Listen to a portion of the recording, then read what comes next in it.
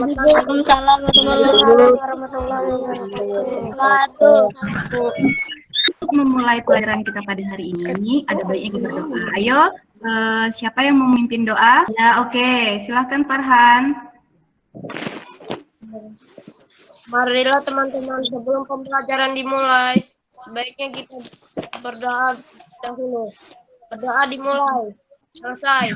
Semoga pembelajaran kita pada hari ini mendapat berkah ya. Jadi Ibu akan mengirimkan link absensi pada WhatsApp group. Apakah kalian sudah membukanya? Sudah.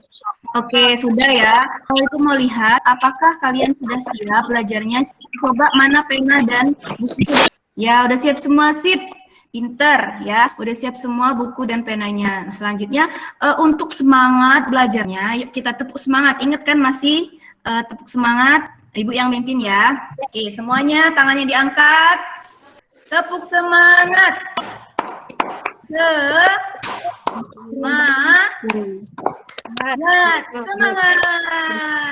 Semoga belajar hari ini kalian semua bersemangat. Baiklah, pada hari ini kalian akan belajar tentang bagaimana menemukan ide pokok, kemudian bagaimana mengetahui perkembangan dari vegetatif alami, perkembangan tumbuhan dan vegetatif alami. Apakah kalian pernah melihat pisang itu berkembang biak? Pernah nggak kalian melihat pisang berkembang biak? Pernah? Belum pernah. Belum pernah. Nah, hari ini kalian akan mengetahui bagaimana pisang itu berkembang biak. Oke ya, anak-anak. Nah, di sini kalian Ibu harap juga dalam kesehariannya kalian tetap menjaga protokol kesehatan COVID, memakai masker, menjaga jarak, dan juga jangan lupa mencuci tangan.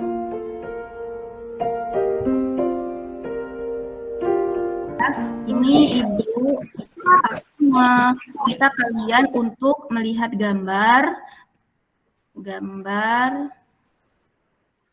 Ini ada gambar buah dan sayuran. Ini buah apa anak-anak? Yang pertama ini yang warnanya kuning.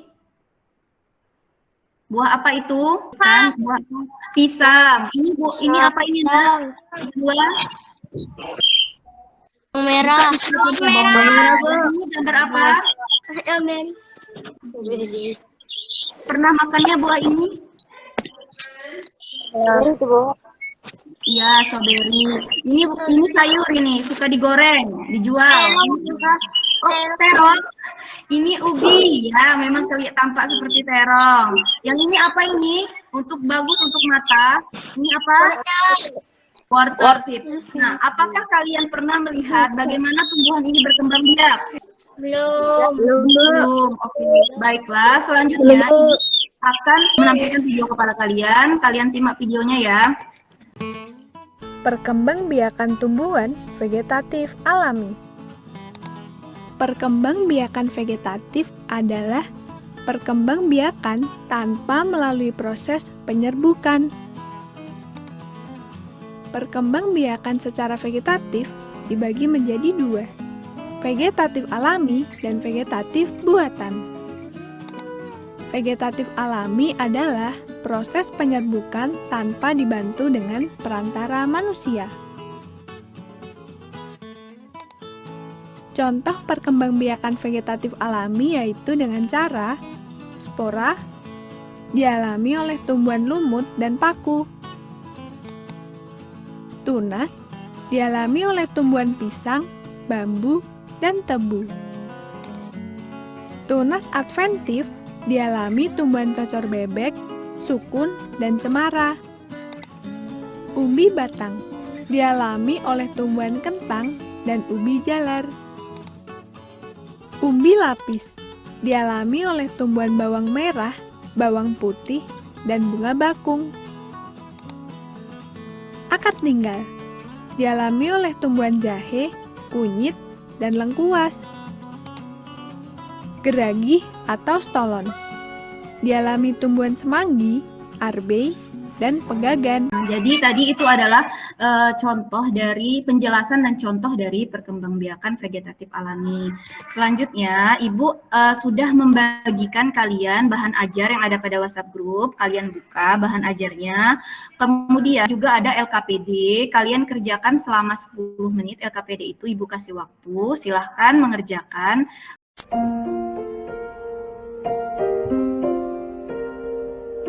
Oke, sudah selesai ya anak-anak. Jadi karena sudah mengerjakan LKPD yang pertama, nah kalian diminta untuk mempresentasikan jawaban kalian ya. Nanti kalian foto, kemudian kalian share. Nah, siapa yang mau membacakan hasil jawabannya? Yang diskusi pertama. Ya, Kurnia presentasikan hasilnya. Kemudian Kurnia bacakan. Umbi batang umbi jalar. Membelah diri ganggang hijau di akar wortel. Spora tumbuhan paku. Rhizoma jahe. Geragi rumput teki. Umbi lapis bawang merah. Tunas pisang. Oke, baiklah. Terima kasih Kurnia untuk presentasinya. Bagus Kurnia presentasinya. Pinter jawabannya, sudah benar. Bagaimana jawaban Kurnia? Sudah sama seperti kalian? Sudah, Bu. Oh, sudah. Oke, Farhan sudah sama pinter. Ya, Restu juga ya. Sip, pinter. Ya, Leo juga sama. Baiklah, Ibu jelaskan ya. Perkembangbiakan vegetatif alami itu adalah cara berkembang biak makhluk hidup tanpa melalui perkawinan.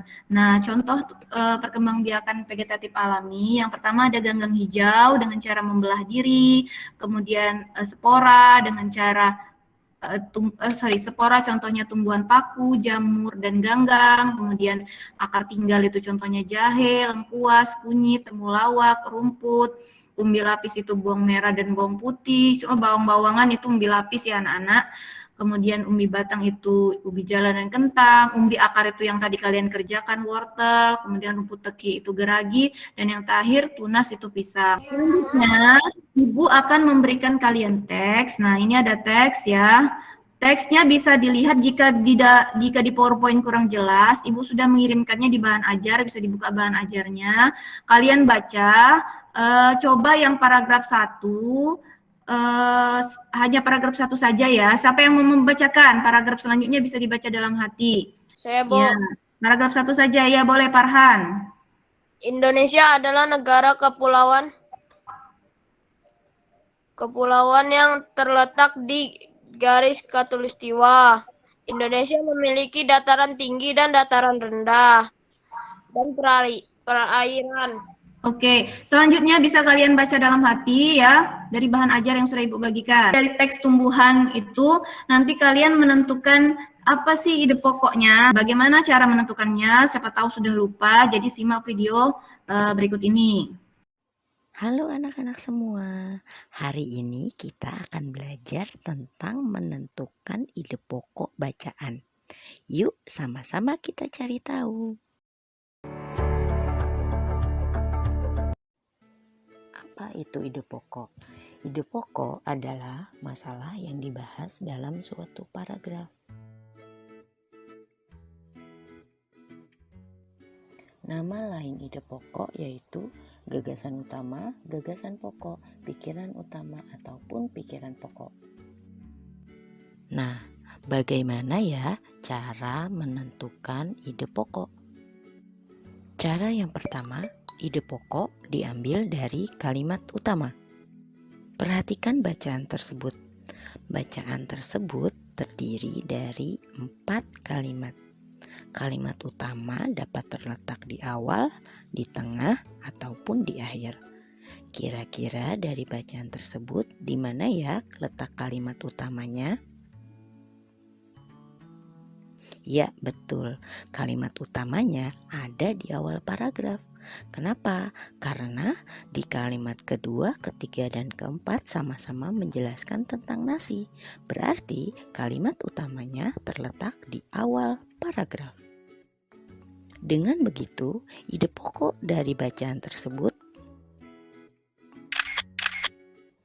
Cara yang kedua adalah dengan mengurangi kata dari kalimat utama. Kata merupakan pada kalimat utama dihilangkan, sehingga ide pokoknya menjadi cara yang ketiga, yaitu dengan menyimpulkan isi paragraf. Perhatikan bacaan di samping. Dari bacaan tersebut, letak kalimat utamanya adalah di akhir paragraf. Tetapi kalimat utama ini tidak dapat dijadikan ide pokok. Berarti kita akan simpulkan isi paragraf tersebut untuk menjadi ide pokok, yaitu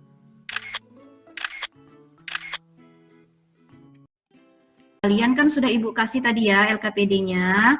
Kalian buka lagi LKPD yang nomor 3. Kalian tentukan di sini kan ada 1, 2, 3, 4, ada 5 paragraf dari teks tumbuhan sumber kehidupan. Nah, kalian tentukan ide pokok masing-masing, kemudian kalian tulis di buku, presentasikan. Paham? Ibu rasa 5 menit cukup mengerjakannya. Silakan ditulis jawabannya ide pokok 1, 2, 3, 4, 5. Sudah ya? Ibu rasa cukup. Siapa yang mau mencoba? Ya, Bu.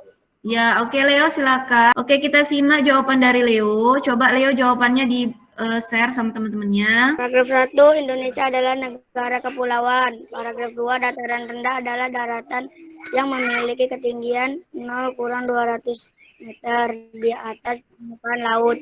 Paragraf 3, wilayah pantai termasuk dataran rendah. Paragraf 4, dataran tinggi adalah daratan luas dengan ketinggian lebih dari 200 meter di atas permukaan laut. Paragraf 5, dapatkah kamu menemukan jenis tumbuhan lain? Oke, terima kasih Leo. Bagus Leo presentasinya, pinter jawabannya, sudah benar semua. Apakah jawaban dari Leo itu sama seperti kalian? Oke, Sama, sama. Pinter. Semua pinter, jadi jawabannya sama. Jadi sudah bisa ya menentukan ide pokok. Jadi ide pokok itu adalah topik yang dibahas di dalam suatu paragraf atau masalah yang dibahas dalam suatu paragraf. Nah, bagaimana cara menemukannya? Yang pertama kalian harus membacanya dengan cermat dan teliti. Jadi dibaca dengan baik-baik. Kemudian yang kedua, ide pokok itu diambil dari kalimat utama. Jadi kalian tentukan dulu yang mana kalimat utama dari paragraf tersebut. Kemudian kalian jadikan itu sebagai patokan ya. Oh, ini berarti mirip-mirip seperti ini. Nah, yang ketiga boleh kalimat utamanya itu kalian kurangi, boleh juga kalian tambahkan. Seperti itu. Jadi bisa juga diambil dari kesimpulan apabila dimintanya ide pokok seluruh paragraf. Kalian Ibu berikan evaluasi yang sudah Ibu kirim di WhatsApp grup. Kalian kerjakan lembar evaluasi itu nanti dikirimkan ke Ibu di WhatsApp grup.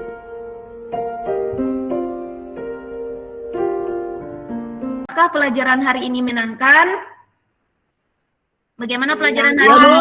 Menyenangkan, selalu senang belajar ya, selalu semangat belajar. Jadi Ibu tarik kesimpulan, kita hari ini belajar tentang cara perkembangbiakan vegetatif alami. Jadi vegetatif alami itu vegetatif yang tidak kawin, jadi tanpa melalui proses perkawinan.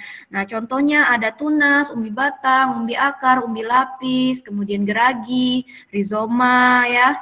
Selanjutnya kita belajar tentang cara menemukan ide pokok. Ide pokok bisa ditemukan dari kalimat utama. Anak-anak hari ini sudah aktif, sudah bagus, sudah bisa ada yang presentasi tadi ya, sudah bisa saling mengomentari. Semoga selanjutnya juga seperti itu. Semangat belajarnya ya. Baiklah anak-anak, selanjutnya Ibu harap materi ini bisa kalian pelajari untuk pertemuan selanjutnya. Ibu akan tanya lagi apa sih contoh-contoh perkembangbiakan vegetatif alami dan bagaimana cara menemukan ide pokok di pelajaran selanjutnya. Untuk mengakhiri pelajaran ini semoga berkah, ada baiknya kita berdoa. Marilah teman-teman, sebelum pembelajaran sebaiknya kita berdoa dahulu. Berdoa dimulai.